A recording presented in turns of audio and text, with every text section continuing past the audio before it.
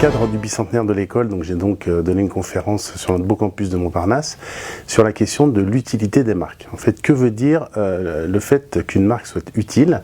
et en quoi les marques sont utiles? Ce que j'essaie de défendre, c'est l'idée que les marques sont importantes pour des raisons sociologiques, économiques, anthropologiques,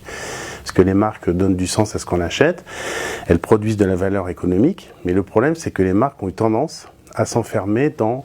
une sorte de tyrannie du symbolique, et on a eu tendance à laisser de côté finalement la valeur d'usage des biens et l'utilité des produits qu'on achetait. Donc l'objet de cette réflexion, qui fera l'objet d'un ouvrage,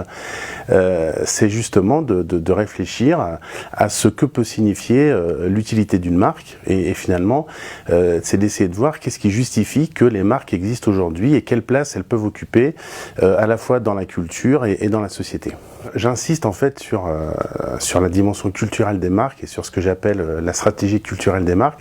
c'est-à-dire la capacité qu'ont les marques à répondre à des questions, à des tensions, à des contradictions culturelles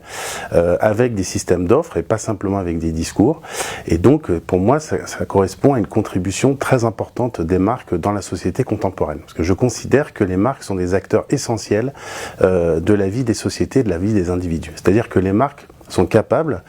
de transformer la vie des sociétés, la vie des individus pour ce qu'elles croient être une vie meilleure. Donc derrière toute marque, en fait, on va trouver un projet utopique.